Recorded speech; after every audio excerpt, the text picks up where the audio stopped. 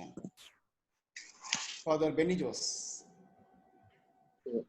Good morning to IIMT fraternity. Dean, Dr. Prafula Rajan, also Dr. Saju. It's nice to be here because always faculty enrichment program is not something I need to talk to somebody else, but it's an introspection. So basically, this topic, revamp education for the stakeholders, I have prepared it to make myself never revamped for the educational leadership during this time of very rigorous change. So let me just give my reflections on it. Change management is a well-known concept. Kotter's approach has defined its boundaries and characteristics. I know you should be familiar with 8-step change management process, which has been introduced by Kotter. Its characteristics and steps are known. I'm not talking about those, but I'm going to reflect its relevance in the education sector. Why do we think change management now? Change is always necessary for growth. It's the duty of the leader to think of change and bring change for organizational transformation and leading it to new heights. In today's experience, current COVID scenario is thrilling us to think of change management. It's not a gap or a vacation. It's time of expeditious involvement, planning, and learning. We have now a unique challenge and experience understanding the changes happening now. We need to think of the educational change management. Based on that, we need to think how to bring about organizational change that can modify the educational scenario. It's not just the administration of an institution, but it is thinking about the core concerns of education. There are many change drivers in the field. Now we know online education, current educational needs, health and travel crisis, changes in the evaluation patterns, school education, and the very practical challenges, social life of students, admission criteria, classroom teaching, relevance of physical campus. All these things are bringing, in a way, disturbing challenges in front of us.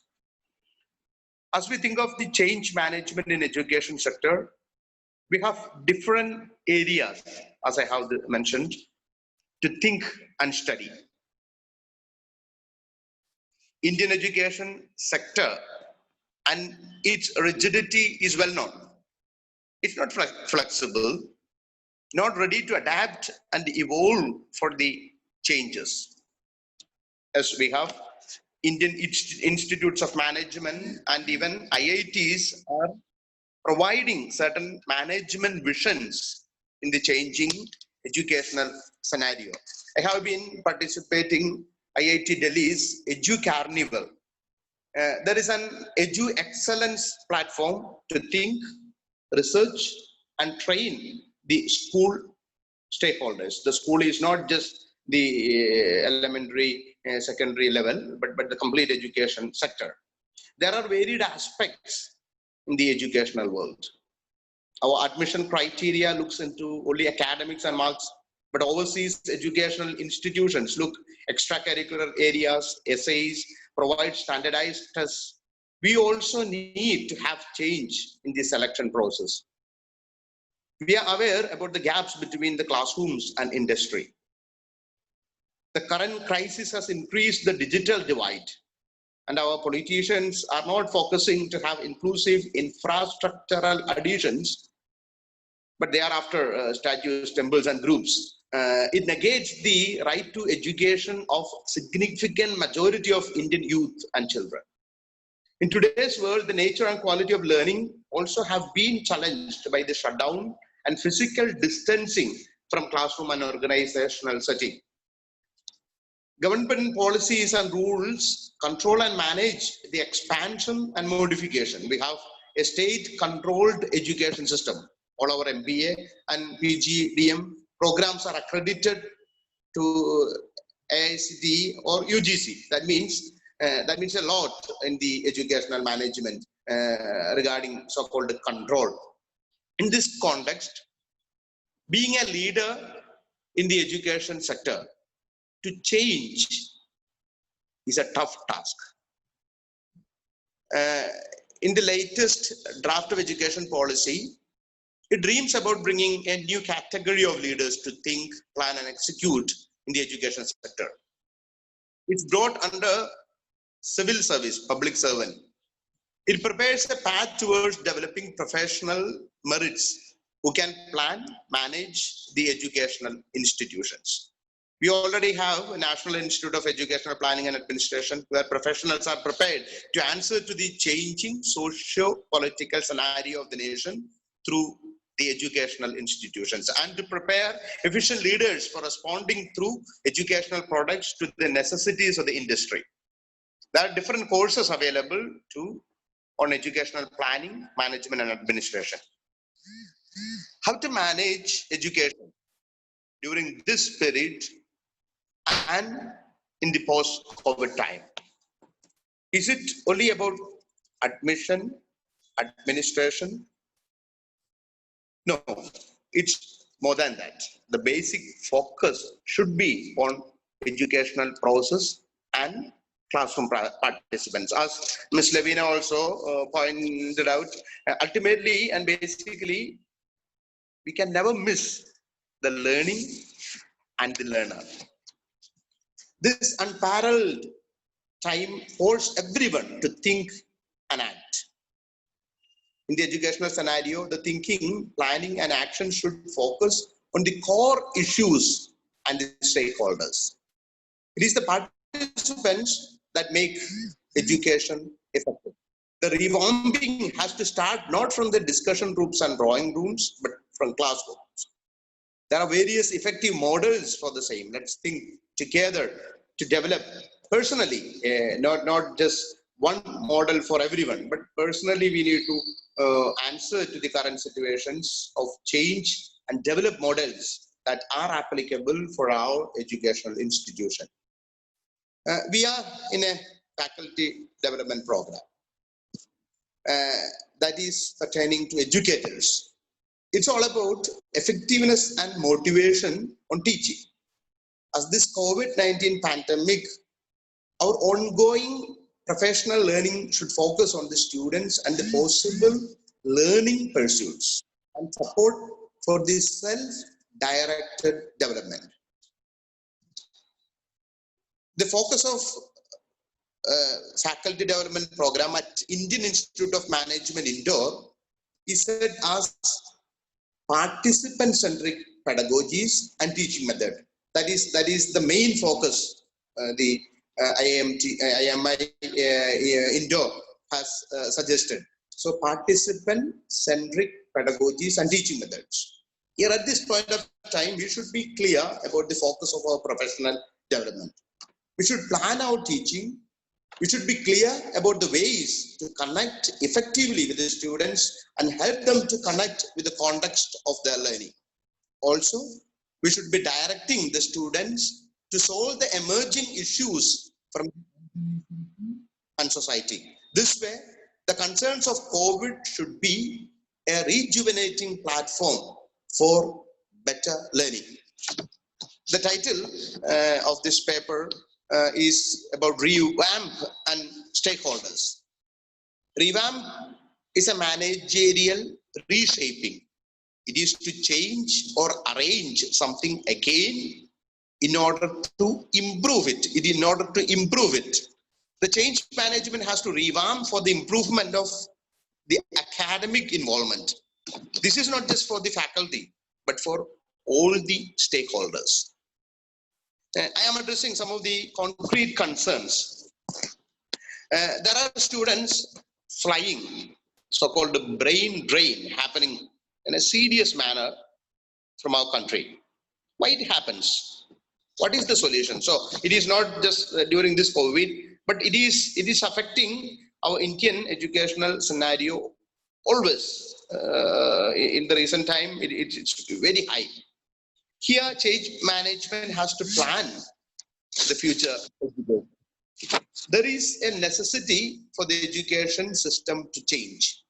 We need to redefine classroom, courses, educational freedom, classroom industry relationship, etc. We need to think of 2022, 2020, or even 2021 classrooms. What would be the nature of learning, teaching, interactions, skills trained in our classrooms? From the side of the students, this year should not be a gap year. It should be a year of change, a life-changing year. We, the faculty, has to facilitate it for the same. We need to bring and try with different models. Digital is part of life, and education, it is there always in our education now. Only through in a way online that everything happens. So integration of these online systems properly, even some of the Western styles, and how can we substitute our physical classrooms, maintaining the academic cognitive interactions, as we need to have a hybrid model with creativity, talent, and sharing happening, where individual person is growing aligned to the necessities of the society and industry. Current shutdown can't but be temporary, but we need to see the challenges and address them as leaders. We need to build a proper mindset to address the changes. We need to, in a way, catch and hatch the students of India in our own institutions. We need to catch, breed, and rear the ideas from early stages of growth. At this current situation, it's a right time to catch, to get the ideas, and even to, in a way, breeding them, connecting to the context, the changing scenario. So it's a right time for that. So we need to look into the models of distinguished and learning institutes. Let's look at the most influential and leading American business school, Wharton, and its classrooms. Their focus on teaching and learning for the 21st century. They call it as engage in the classroom, apply everywhere. That is the title they have given, Wharton Business School. Engage in the classroom, apply everywhere.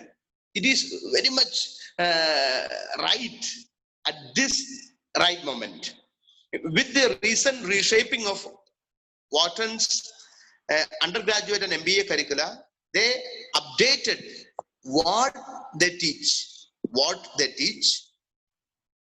Now, with a set of teaching excellence initiative, they are emphasizing how they teach. So there is a shift from what to how. No, it is not just ignoring the what aspect, but they are just improving with focusing on how.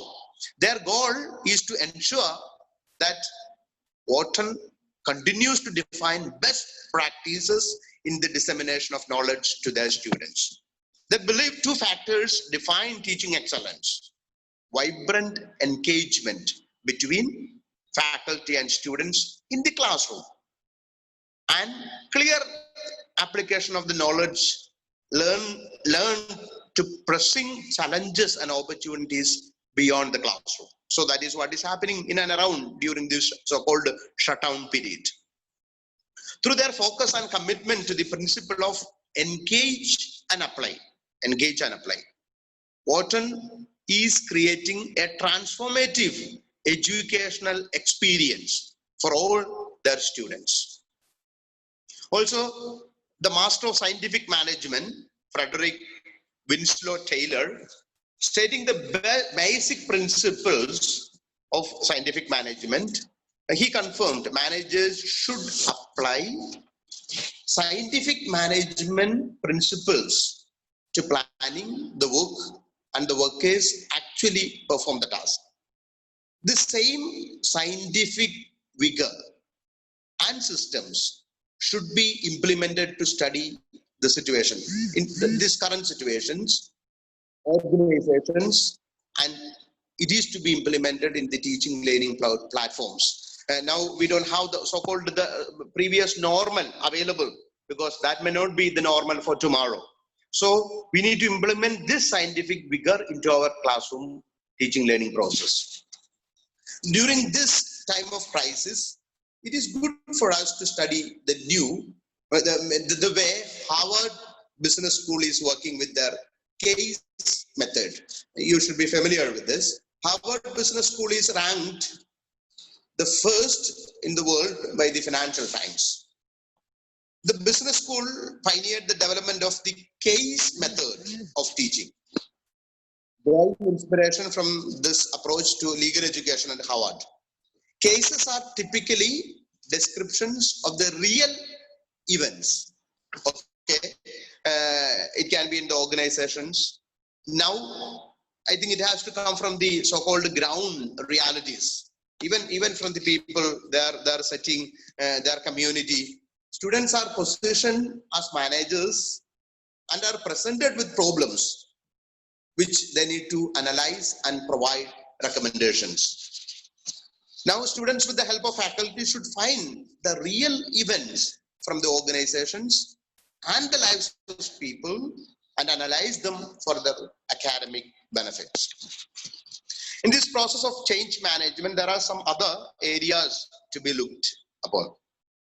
When we plan as leaders in the education sector, we should identify the participants and their needs. There are parents who are active in finding out the future of children. Children are also active from early age. They look into the future and prepare their destiny. Students immediately after their boards, that is also a very crucial time, try to get into their professional learning. Government and organizations also look for talented masters who can execute the vision and lead the organization, also the generation further. Children, family, and society are ultimately the stakeholders. We should cater to the needs of all these categories. I also have just prepared a model.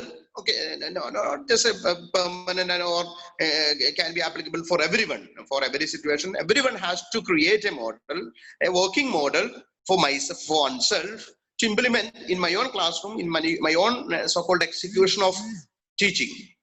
This model, which speaks about the important steps to be followed while working in education, can change management perspectives.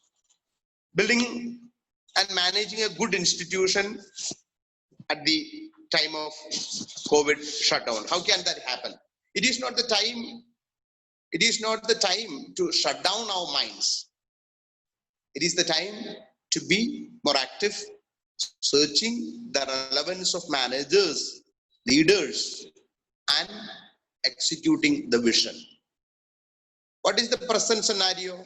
It is truly a crisis management. How will I move? Yes, I personally, everyone has to develop a model. In this model, we need to be knowing the surrounding, because this point of time and this particular experience, we can't get it from the so-called books and journals. It is okay, we get reports, media room feeding us, but that's not sufficient.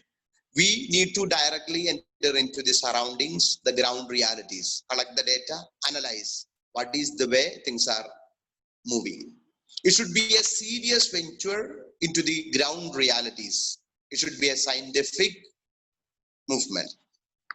Then we need to have right judgment. I am sure we need to work together with our human capacities, also with the divine wisdom to have right judgment. Then know the core issues and concerns of education. Also, my own classroom, as so-called action researchers, we should start from the core issues than the popular concerns.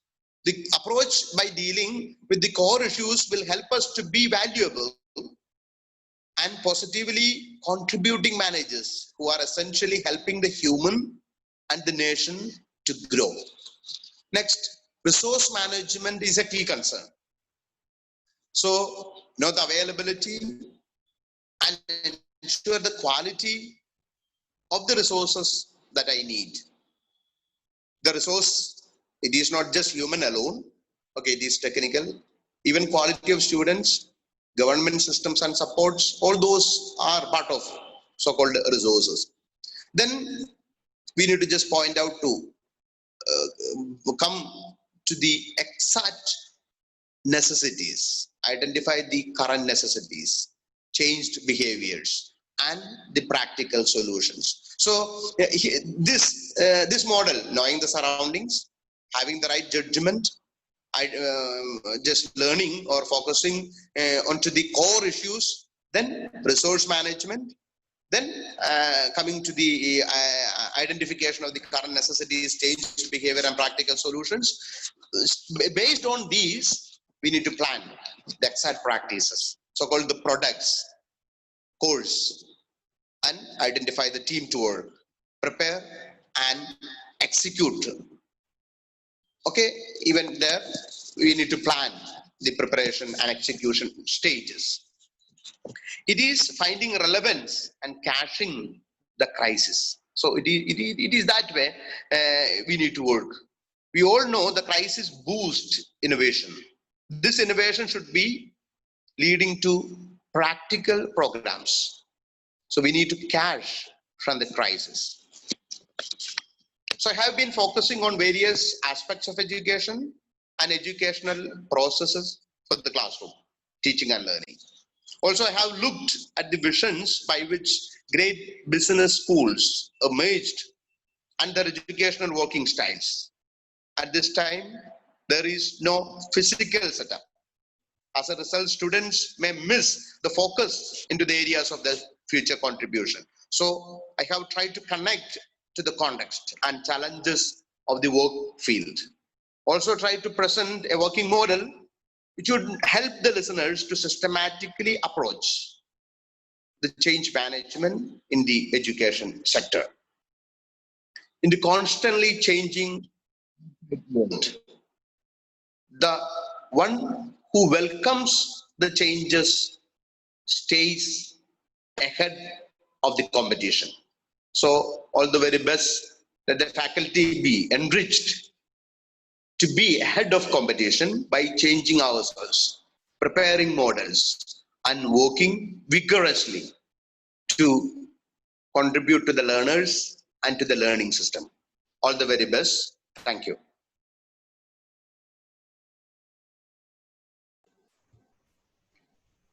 Thank you, Father Dr. Benny Jos Palati, for the nice presentation.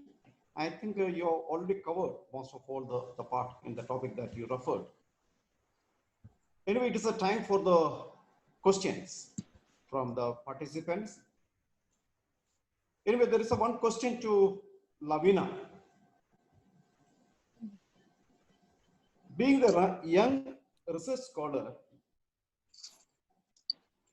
what are the immediate post-COVID changes in education sector that you are expecting from the educational leaders? Because you are at the receiving end, right? Still you are a research scholar. Right. So you have certain expectation from the educational leaders. So what are the things? Could you please elaborate? So the answer would be a blend of both. As a student of education, as to doing the things what is right, and also as like a student just in general. Because so being a student, a part of a student community in a university, which is very, I mean, the student body in the university that I went to is a very active student body. Like they have never apprehended from voicing their opinions, and because that is the way the university works. Like it's a very give and take sort of a relationship where the faculties always listen to us. So I think I'll be speaking for most of them, saying that what we would expect from our educational leaders, practitioners, teachers, either way, is to be a bit more understanding as to our social context also. I mean, but that said, I also understand that the faculty also has some mores and guidelines to follow. So I what I would expect the faculty to do is to understand, to mitigate, to talk to us and understand what the individual problems are. And of course, it is very difficult to cater to each and every individual problem, but to sit with the students, collaborate, and bring out a solution. uh, in that sense, it is definitely not an easy task, but I don't think it is set in stone. You can definitely do it. And another thing that I would expect from the faculty, not just in the post COVID time, but especially in this post COVID time, is to remove that distinction between, I mean, of course the faculty has a certain place in the hierarchy, but just to let go of that and collaborate with the students in issues, concerns that provide any all of us. But other than that, more than what I expect from the faculty, as a student I have a concern, is that post COVID, like so we saw the results came out, the CBSE results came out, and a lot of universities are declaring results based on previous engagement with assignments, internals or whatever. So I think this also brings out, I mean, I think this will bring out, or it already might have, like our obsession with test scores. Like, and I think it will show the bad side of it. Because say till 6 months back, the students didn't know such a situation, such a circumstance would come. So so the question is, would a teacher mark a student or mark the learner on the basis of their reciprocity of perspective? Because see, every classroom has a dynamic, and I think it'll be very idle to say that teachers see all students as the same.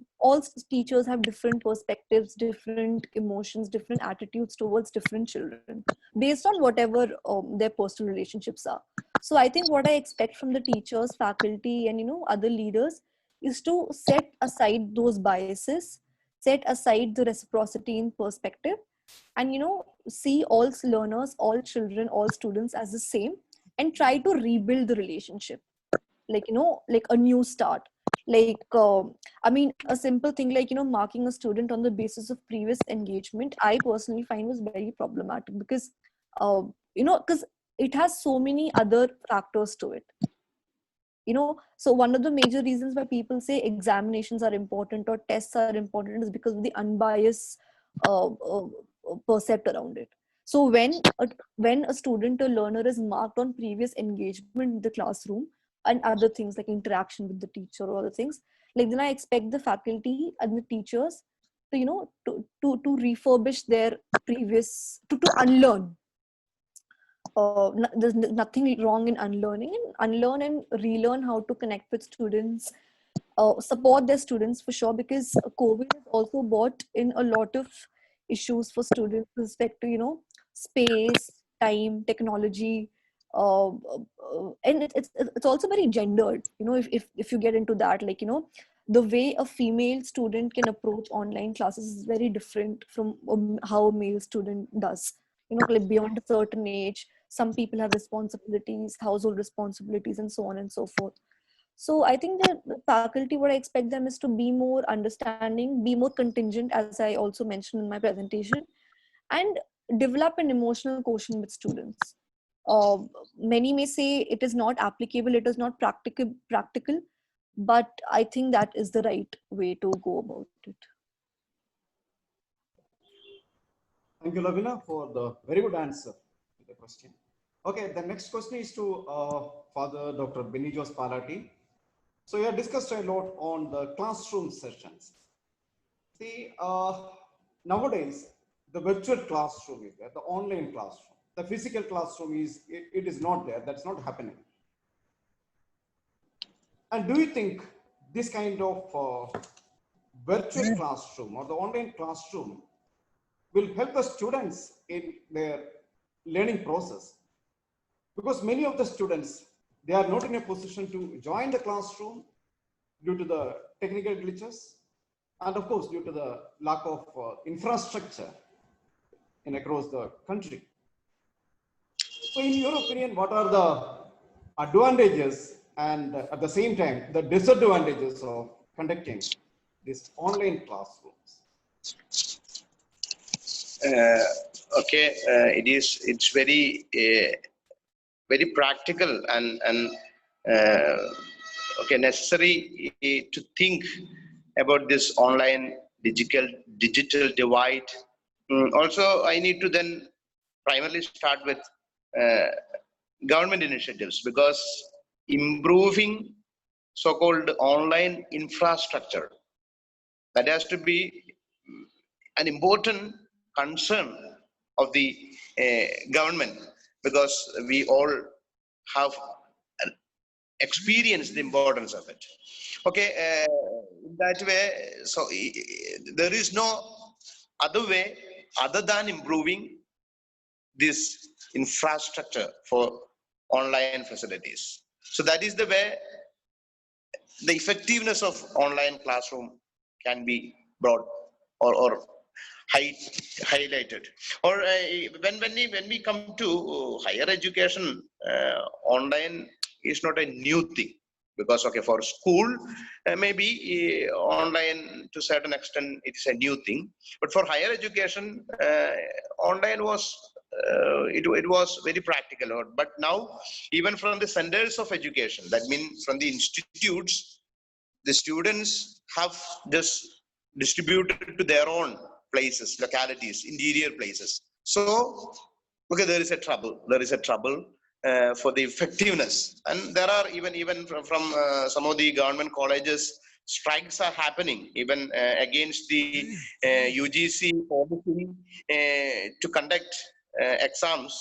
There is already in Supreme Court, 31 students have already filed a case. It's in a way against the so-called online platform exams and facilities.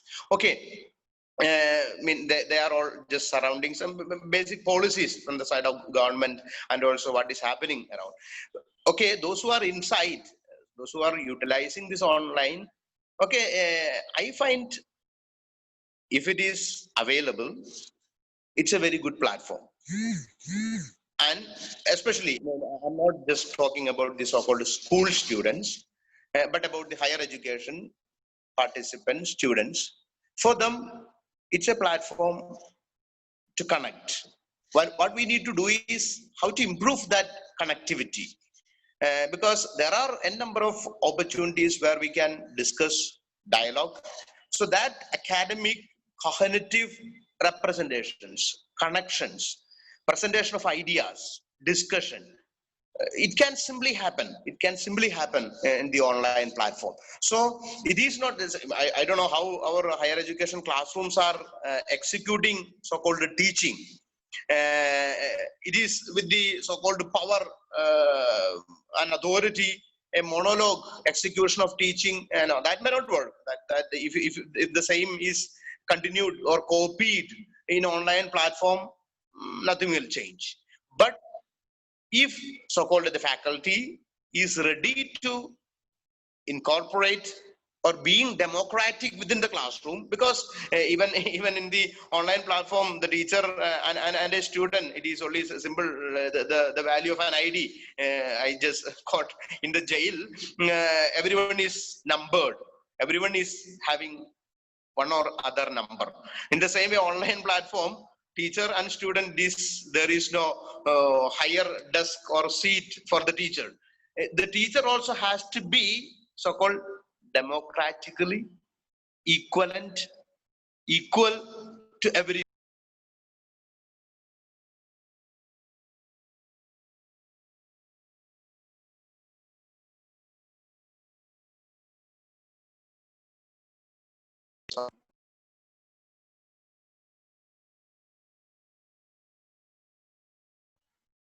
Okay. It's correct. I got some other call. That is why I have been muted. Okay. So with the power structure of the classroom has to change. One thing. Other thing, new models. That is why I have been just suggesting. As we develop models, we need to bring it into the classroom practicals and incorporate more activities and add the strength of students, make them more participatory. So even if and when students are more participating, what they do, they bring from the context, from their own setting, social setting, organizational setting, more ideas, more questions, more steps to discuss and to answer. So that is going to be always positive. So in that way, but sure, we need to primarily improve the infrastructure. That is very important. It has to start from the government. Also, to what extent our institute can do it, that we need to do to incorporate every student to be part of this online. So if we put some aside, then nothing will happen, because that is very dangerous for the quality and development of the nation. Okay. Father, what is your suggestion to the existing faculties, because they are not used to this new technology? So how you suggest them to improve and how to adapt to the new situation? Technically being so sophisticated is not the matter. I don't know how far I can share my own experience. I was not that tech savvy just before the COVID. I just speak just before the COVID, but within these 3 months, I have developed, and I have in a way YouTube channel which has more than thousands of subscribers, and I weekly give different educational inputs, and there are it is already 30,000 viewers within these 3 months. You see, so every faculty can get some area, not everything of the so-called technical world.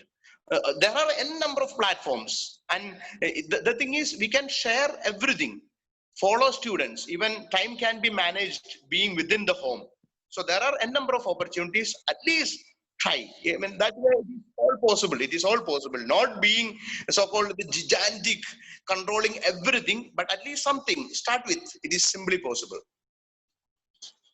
Correct. It is a relearning sort of thing. Sure. Because I was able, because I myself tried YouTube channel, then through Facebook, I have conducted 3 or 4 webinars. I have Correct. given similar faculty enrichment programs to different schools, teachers, so-called primary school teachers, also college, and conducted 4 or 5 seminars, and I have already initiated series of programs. So already that is already scheduled. You see, these are all possible. These are all possible. That is the so-called viability and approachability that has brought in through this online. I agree with you, Father, because it is all menu driven. Only we have to get into it and learn. It's not that difficult. Only we have to get into it. Sure. Yes, sure. over to Dr. Sir. Yeah. Okay, Lavina, there is another question to you. Yes. Okay. So, yeah. So there's a comment from one Mr. Anil Kumar Srivastava. So he's telling we need to have a comprehensive method through which we can find out the aptitude of students so that they can choose the best vocation in life. Okay. So the question is, nowadays, due to the peer pressure or the pressure from the parents, the students, they are opting their field. It does not mean that, okay, it is due to based on the aptitude, because they are not following any scientific way to find out what exactly their aptitude and which career that they need to opt. And I heard that certain countries, they are taking the initiative in such a way that they will decide, the country will decide the career of each and every people in that country based on their aptitude, at the same time, the requirement. That's very much important, because 100 out of 100 is choosing the profession of medicine, then they will be in trouble. The similar way for engineering or law or whatever it is, there should be a proper, that equal, or everything should be depends on the requirement. So that means we need to focus on the requirement in that particular country. At the same time, the aptitude of the students too. So since you are representing the young generation, do you think it should be the right of the student to opt their career, even though they don't have the right aptitude? Or we should give this chance to the country to take a decision by deciding the aptitude of the student as well as the requirement in that particular country? Yes. Right. This is a very interesting question. Something I've also engaged with in my, my thesis in the master's level. Of course, I haven't gone into detail of it, but this is something that it is what I hope to pursue in my PhD. So while you were telling me the question, like I just put down 4 things that came into my head. Okay, like a brainstorming thing. So when we speak about jobs, or when we speak about what the student can do, about aptitude specifically, so I'll start the same way you started. So something like an aptitude, to comment that students don't take, a career or, further studies based on the aptitude is, it's not problematic, but because, so what are the provisions for that? So you look at a schooling system at least till now, like till 12th grade.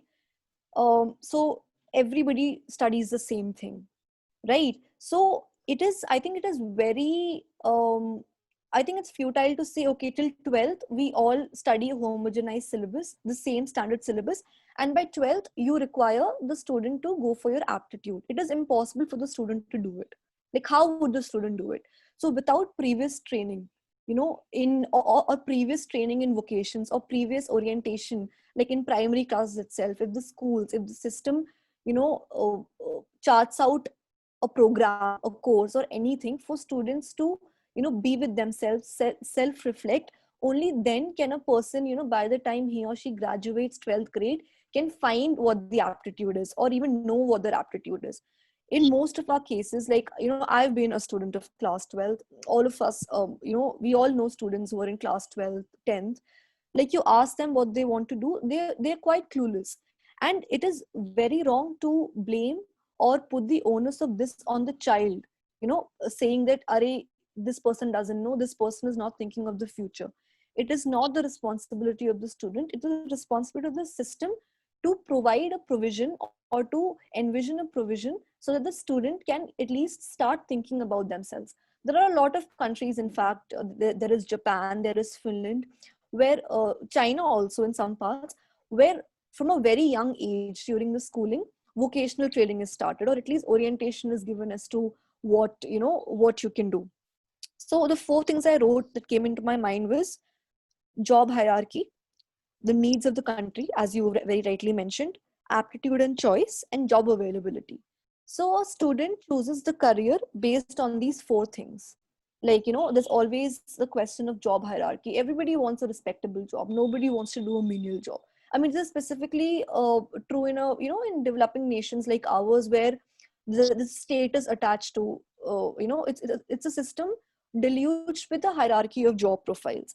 Then there is the thing about the needs of the economy. That is the primary thing going on. So you have companies like McKinsey, Deloitte, like they're every year they release their reports on the widening distance between the graduates and the market. Like, you have hundreds and hundreds of graduates every year, but they're not equipped to work for the market. So, and it's a cyclic thing. So, again, just providing education institutions or teachers or students with the resources to realize their aptitude is not enough. It is the need of the country to also provide jobs. So, we can have this set up in a school where we say, okay, from today, okay, if you like wood carving, you do that. Or if you like any motor activity, you do that. But if the country is not providing jobs for it, then of course, the student comes in a dilemma. Like, there is a passion for wood carving, or there's a passion for pottery, but there are no jobs. So, it can never work in a vacuum. It can, so instead, that's, you need interconnectedness. So if education institutes are, work programs about vocational education or skill development, there should be a complementary industry for it. That is the need. And these are macro changes. These are not, structural changes which need a lot of thinking, a lot of planning ahead. And about aptitude and choice also, as I mentioned in the beginning, like, to know what your aptitude is, you need training. Like, let's just say if tomorrow you can't just, make students sit in a classroom tomorrow saying, okay, this is your aptitude test. Aptitudes and choices and things, like, they come from your historical context, your social context. You need to think about those things. Like, it cannot be jotted down in one single MCQ test. Okay, ABCD, you choose one and we tell you what your aptitude is. These things require a lot of reflection. I mean, a lot of you need to be with yourself to know it. And especially in today's time, when everyone's just so fast paced and everybody wants to do, like, multiple things. They want to multitask is the buzzword these days. So, in a time like that, like, you also have to make space for yourself. The school system has to make a space where the child is given the freedom, the child is given the opportunity to explore himself or herself. And as I said, that should be complemented with creating jobs. That is what, the economy can do. Now, about how to go about it, I'm not an economist, so I don't have, clear cut bullet points for that. But at least with respect to, to just put the onus of this on the student, that, the student doesn't know what to do, or, that is not right. Because, see, a student is one part of the system. Then you have teachers, then you have the school, then you have the education in ministry, then you have so many, like, so, we cannot work in islands. Like, working in islands can never do any good. Like, the student needs to know what the teacher is doing, the teacher needs to know what the the bigger ministry or whatever is doing. So everybody needs to know, and this can only happen if things work in collaboration. Like, so collaboration is needed. Only then can you realize aptitudes, and once you realize aptitudes, only then can you generate a certain kind of jobs, or, so on and so forth. So, yeah, I hope I've been able to answer the question. If not, I'm ready to enumerate on it better. Yes, Lavina, it was a wonderful answer. And the most important thing is, okay, so from the receiving end, that you answered the questions in such a way. Okay, Reverend Father Benny Parati is with us, and he is heading the educational institutions of the Delhi Faridabad Diocese. So we can consider him as one of the leader into the education sector. Mm-hmm. Sir, Father, what is your opinion about the same question that I asked to Lavina?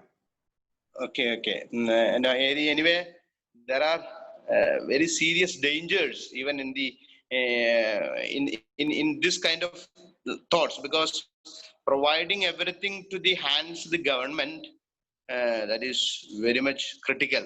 But okay, government has certain responsibilities without compromising individual freedom.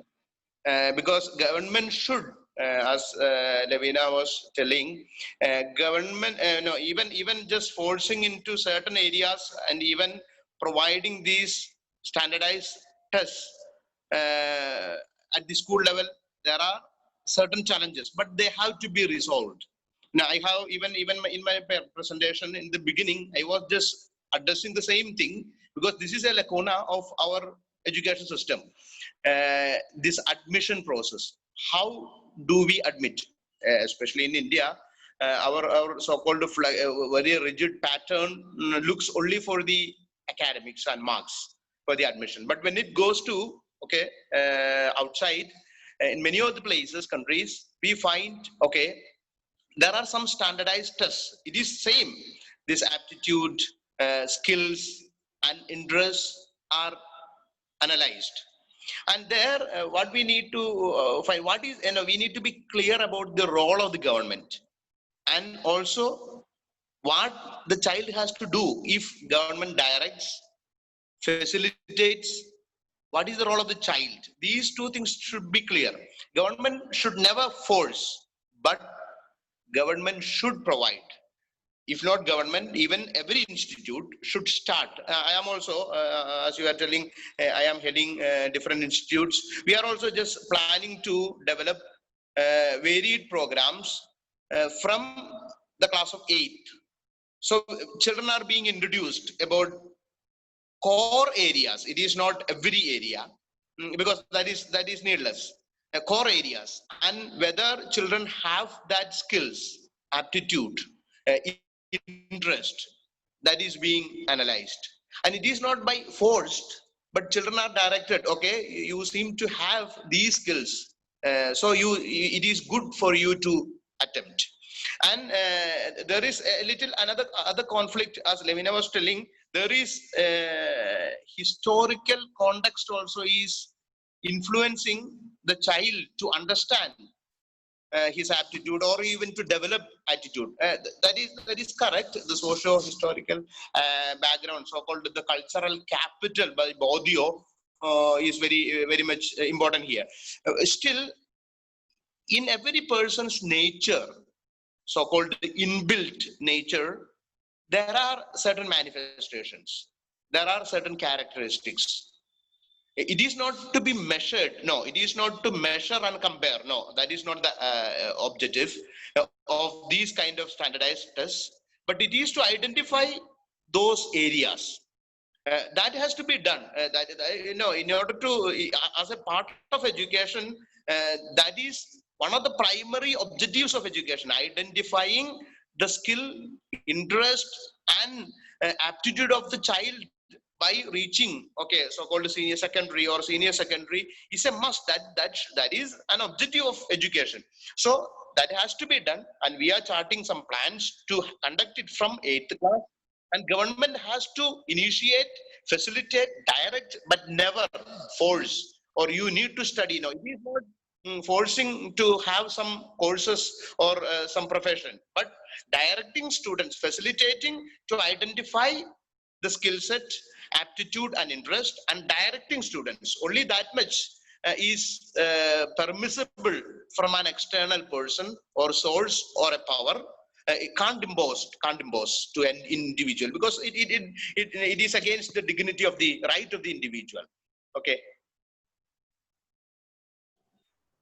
I would also like to just add something, because Father very well articulated, and this actually helped me frame what I was, like, the core argument that I was wanted to make was, like, as Father said, autonomy.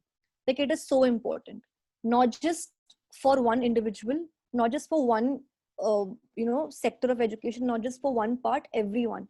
So autonomy. So the second you get autonomy, you also feel responsible, and you do things. And coming, a very small example that quickly came to my mind, so I wanted to share was, so, we always think, so you see a lot of these progressive schools, progressive organizations, they say think differently, do differently, or we are, learn differently. Policy documents say learning in a new way. That's all great. But then when you learn in a new way, are we thinking about assessment in a new way? So no, you can't just have this idea that learning should be done in a new way. Right now, if you're learning by writing, tomorrow you learn by singing, that's very great. But then the assessment pattern or the assessment method should also change. Like, you cannot have, you cannot assess everybody the same way. So, if you're planning, so that's how, you cannot work in islands. If you change something here, something also has to be changed at the end game. Only then can, the expected results come out. So, thank you. Thank you, Lavina Joy and Father Dr. Benijos Palati, for the wonderful presentation. And I'm considering it as a brilliant, very informative and interactive session. And it was very much useful for all the participants, because all the participants from the education sector, and we have discussed a lot on the real point that is related to the education and the changes in the education. So once again, I'm congratulating the panel members, especially Lavina Joy. You are a young research scholar and you have a very good, bright future. Definitely, you'll have a very bright future. And still, you are showing the wisdom with you. The great knowledge that you shared, even though you are very young. And further, Dr. Benijos Palati, he has just completed his PhD program. So I want to congratulate you for that thing also.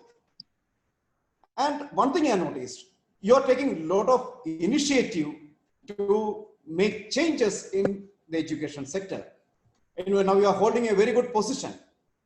You are the director of education institutions under the Delhi Faridabad diocese. And of course, you have brilliant ideas. And I hope you will implement all these things in the near future, and that will be beneficial to the entire people in this area, at least in the Delhi NCR area. I wish you all the best. And once again, thanks to both the panelists, Father Benny as well as Lavina Joy. Thank you. Okay, so we'll end the program, and tomorrow 11:30 we'll meet again. So till then,